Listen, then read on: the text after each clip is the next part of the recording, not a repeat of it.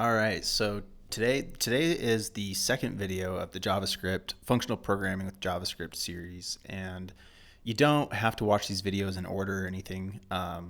Last time we talked about pure functions, and today we're actually going to talk about higher order functions and what that means.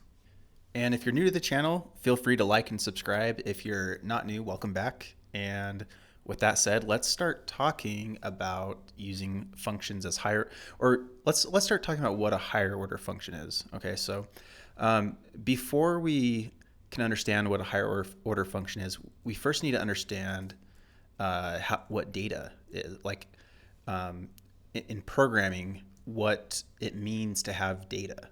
So for like example, if I put up here const, we'll just say string equals, and this is a string, right? So that's data. So we can have strings as data. We can also have, objects as data. So let's say this is a dog, and the dog has a name, and the dog has a height, right? So an object is also considered a data attribute.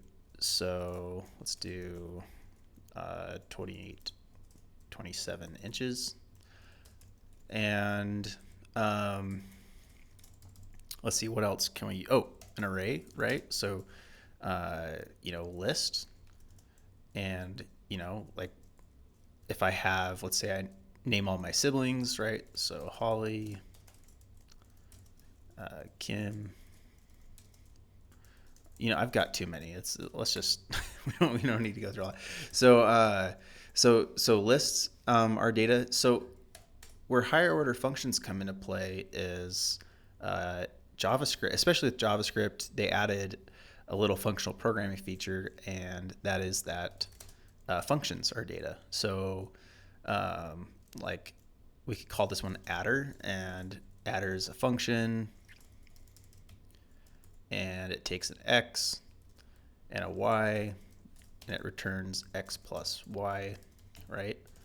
So if let's say we had let's say we had a function, that was like get user, right? And we haven't made this function. Let's just pretend like it's there and we can call it. And so this function takes in, like let's say a string, Derek. So this get user function is operating on data as like string as data. So where higher order functions come into play is when you can if you pass a function in as an argument, then that function that takes the function being passed in is considered the higher order function. Same thing with if it returns a function. So like for example, let's say we have our own function, like, get you. Actually, you know what? We don't even need to create our own function quite yet. So what we can do is like, let's create a list. So I'm going to say const food, and we'll have apple, peach, banana. Okay, so we've got food, and with JavaScript, what you can do is you can say food.filter. Now, filter as an argument, it takes in a function, right? So sometimes you'll see this syntax. And instead of so let's see, what does filter do? It does, it goes through the list. So we'll say item. So for every item, if item is equal to apple, so for every item, return item if it's equal to apple. I think that should work. Let's go ahead and give that a try here. So we'll say result, and then down here we can say console log result. Oops. Result. Okay, so if we save this and then run the file, you can see we get apple right here. So so that's a higher order function, right? Because it went through, it filtered that array, and it only gave us back apple. It makes what makes it a higher order function is the fact that it takes a function as an argument, right? And again, if it returns a function, that's also considered a higher order function. So let's see, what do we got here? Okay, index. Cool. So again, ask yourself, if you take a pause right here, where is the higher order function?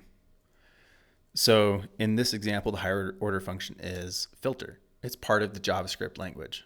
But we can also create your own higher order functions, and that take a function.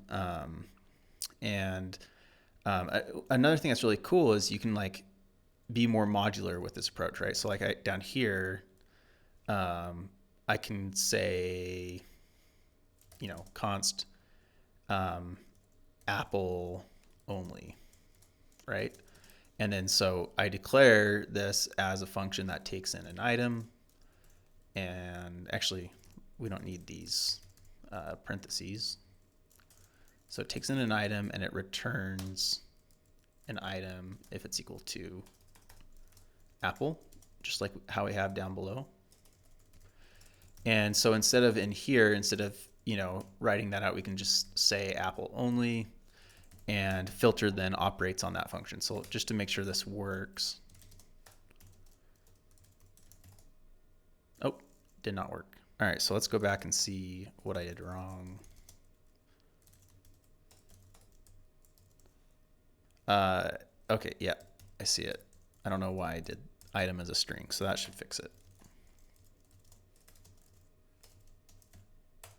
There you go, so apple, right? So let's go back to the code here, index.js.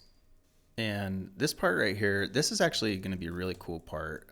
So we talked about how with higher order functions, they can take a function, as an argument. But let's talk about how they can also return a function. So a good example of this would be like if we have a function called subtract, and let's say subtract is a function that takes an x, and then it returns, right? So every time we have this arrow here in JavaScript, this is saying, hey, this is a function. So boom, arrow, that means that subtract is this function, and it's a function that takes an x. And then what it does is it returns another function, right? Because we've got the arrow here. So this right here is going to be a function. And so subtract takes an x, and then it returns another function that takes a y, and then that function returns x plus y. And this is really cool, and it's going to lead us into maybe the topic we'll talk about next time of currying. But real quick, so to kind of show how this works, like if we were to say subtract and then just use oh wait, why do I have plus here? This should be a minus. So let's say we put in a 10, right? So we can call this now, we'll call it returns a function, right? So we need to keep that in mind. So if subtract passing in 10 returns a function, what would be a good name for that? Like we could say something like subtract 10, right? So, which is kind of weird to think about because, this is state. It's like data, right? So it's going to keep, the function's going to keep the 10 in memory. And what we'll do is we'll say, subtract 10, and then we'll pass in 5. So, if you subtract 10 from 5, that actually doesn't make sense. Let's see, because that would be, yeah, I've got kind of the wording backwards here. It would make more sense to say subtract from 10, right? And then if we say subtract from 10 and we pass in 5, what's that going to give us?